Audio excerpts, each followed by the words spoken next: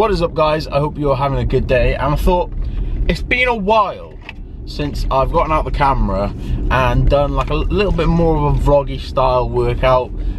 So today we're going to be doing legs. It's my first leg, well, it would be my first leg session of the week, but my week is a little bit messed up due to rescheduling.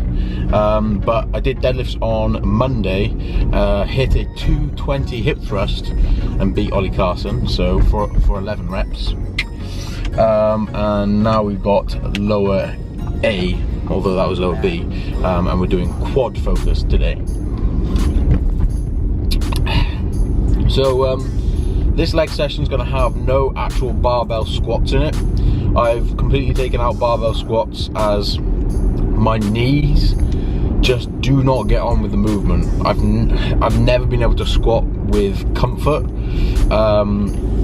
and after years and years of pushing it and just having incredibly sore knees whenever I've done squats, I've just decided, look, let's take them out, see what I can do without them, because let's be honest, I'm not doing a powerlifting competition or anything, so it's not a essential movement for me. Like, all I'm focusing on is building muscle in that area, so I don't need to be super functional or anything like that.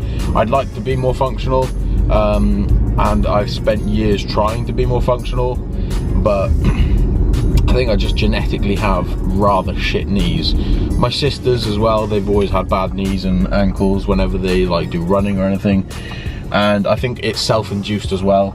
I used to do a lot of like running on roads and things with weighted vest, like 20 kilo vests on, and running on roads, just not a good idea.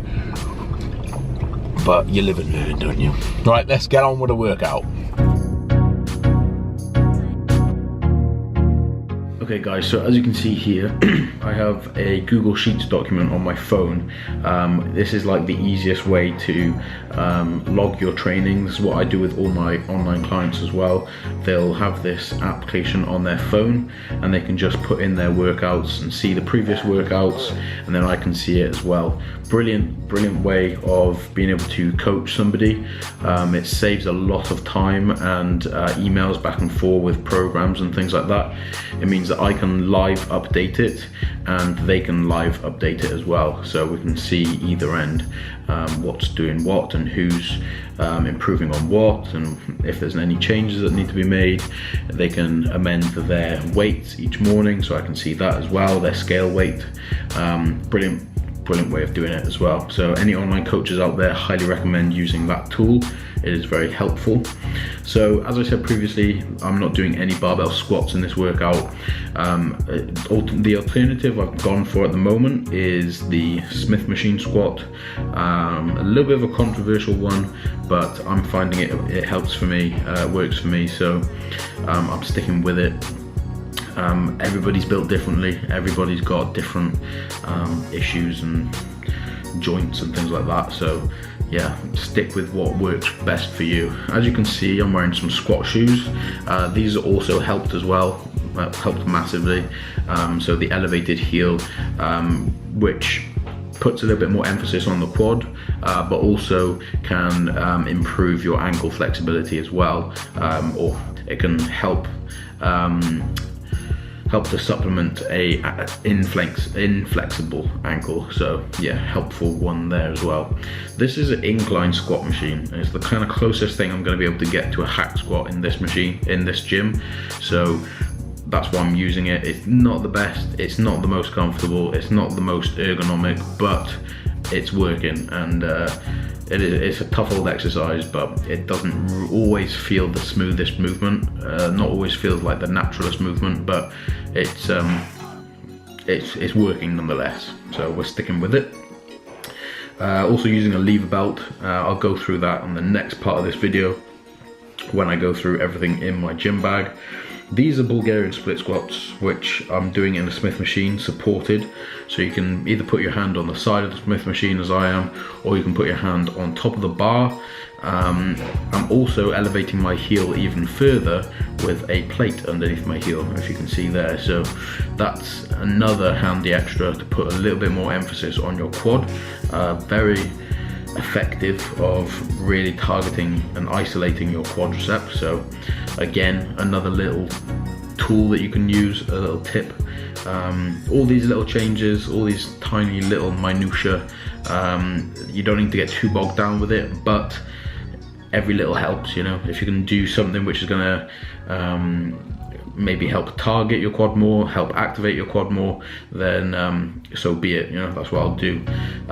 So the first two sets that I did quad leg extensions at the beginning of the workout was purely just to warm up, get the knee joint warm, get the movement pattern going, and then those were my working sets. These are dumbbell Romanian deadlifts, and if you want big hamstrings, which hamstrings is something I'm very much lacking in, then Romanian deadlifts are the way to go. And these also fire up your glutes a lot. Next was walking lunges, and these are only two 20-kilo kettlebells, but I was doing sets of 28 lunges. I know, 28, madness, literally cardio, and effective, very effective. Certainly kills your whole lower body.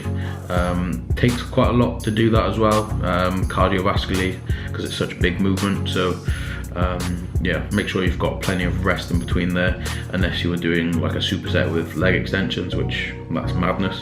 That was a calf raise.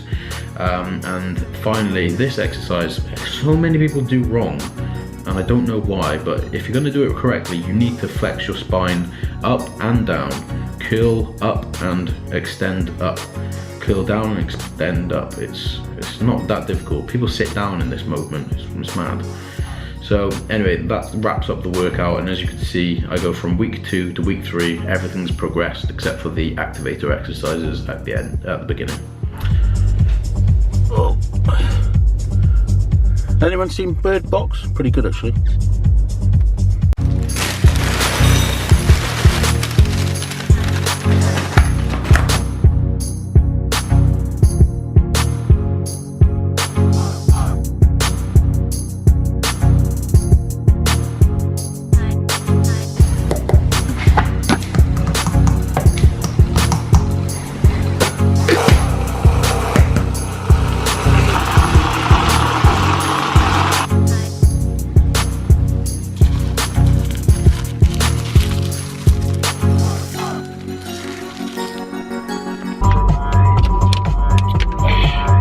What is up, guys? As you can tell by the change in attire, it is the next day. I'm gonna head off to do a push, chest, shoulders and triceps baby please workout, and then I will film the gym bag portion of this workout. Probably not going to film any of this workout because otherwise this video would be super long and ain't nobody sitting down for half an hour for one of my videos. So let me know in the comment section if you guys liked a little bit more of the longer kind of workout segment and then a little bit of stuff at the end, or if in future you'd like this to be in like 2 separate videos. So one part of the video for the workout, one separate video for the workout, and then one separate video for what's in my gym bag. Yeah, let me guys know. I might throw in some little segments of the workout, so you may see it if I feel like it. Who knows?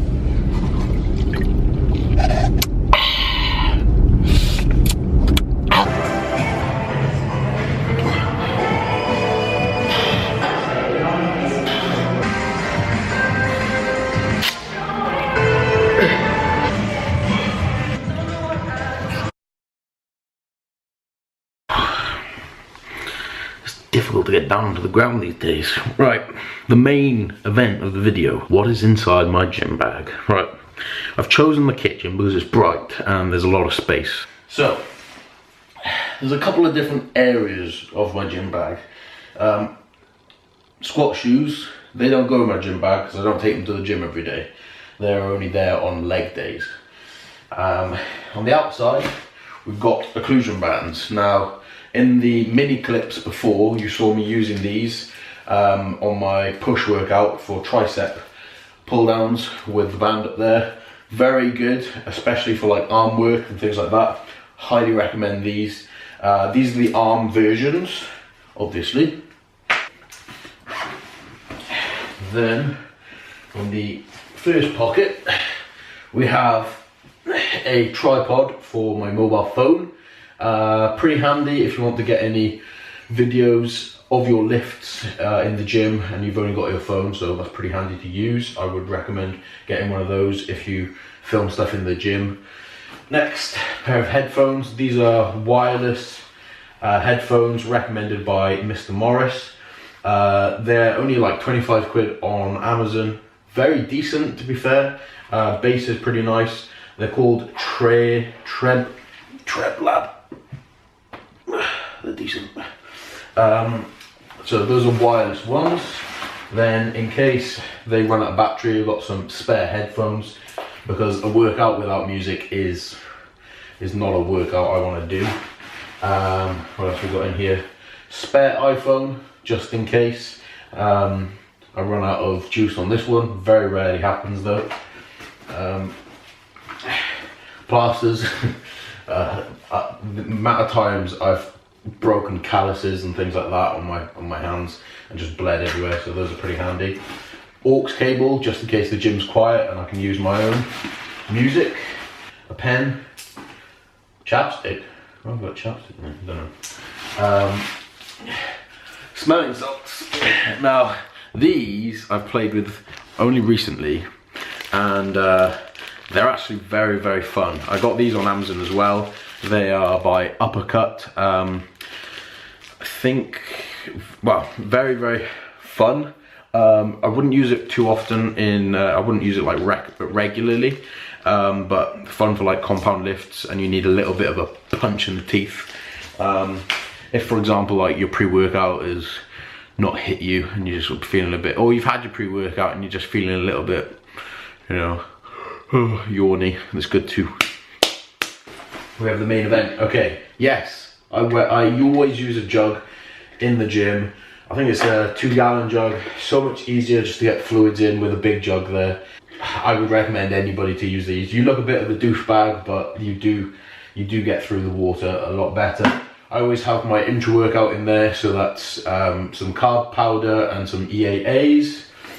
Then we've got my like standard belt, which I'll just keep on throughout my workouts really, just for a little bit of extra general support. And then like a proper lever belt. This one is by Bear Grips as well. Proper tough belt. It's not gonna not give you enough support. The lever as well, like just having the action of a lever belt rather than having to like just tighten up your belt. This is by far the most effective belt that I've ever used. So yeah, very big fan of the lever belt. These are multi-grips.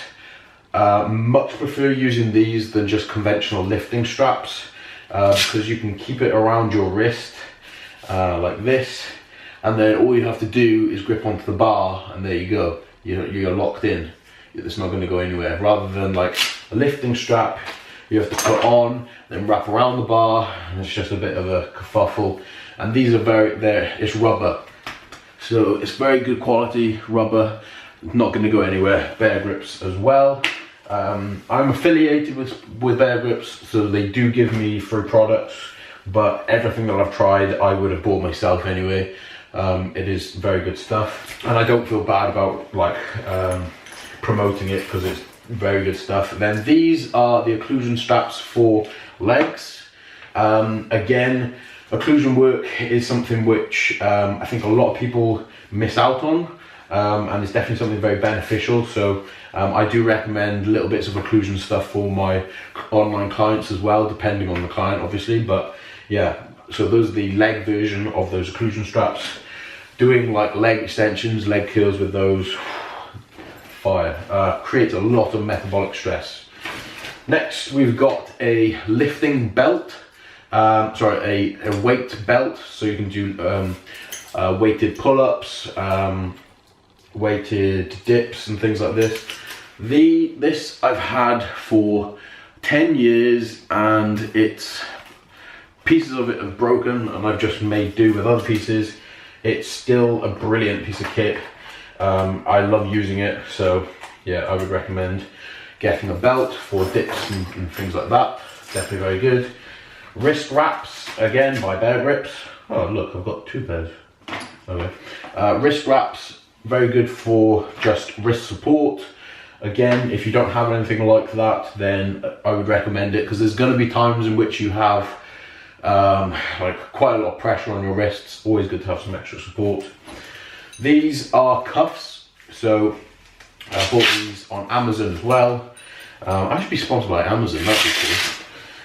But basically, these are what you would put onto a cable like that, and then you'd put your arm through, and you can do like cable lateral raises, cable flies. Girls can do, or guys as well, can do kickbacks. Yeah, so handy if your gym doesn't have any. My gym does have some, but they are a bit shit, and a lot of the time people are using them, so always handy to have a spare pair. Another multi-grip.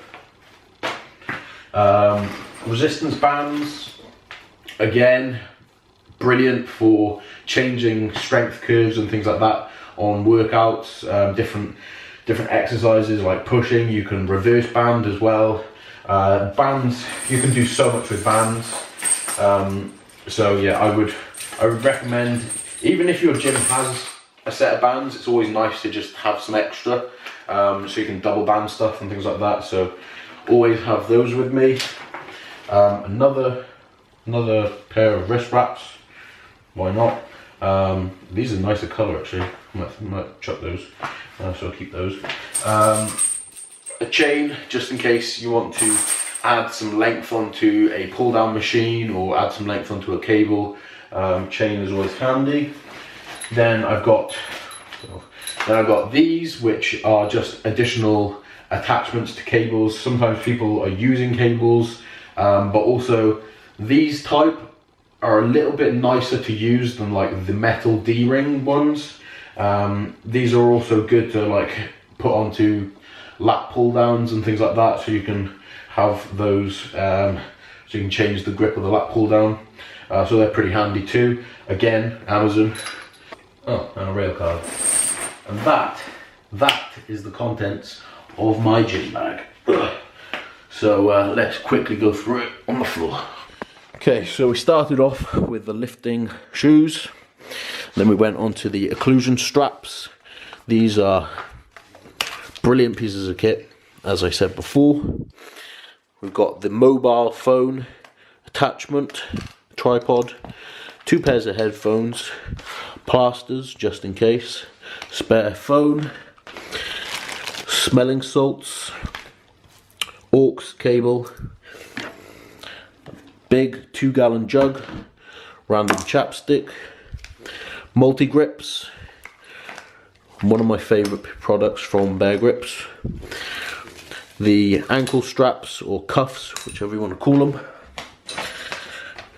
2 pairs of wrist wraps, resistance bands, the weightlifting belt, the standard weightlifting belt, and the additional weight belt, the chain, and a clip as well. Okay guys, I hope you enjoyed the video. I'm going to clear this stuff up now. If you liked the video, don't forget to give it a thumbs up, subscribe if you're new, and I will talk to you in the next one.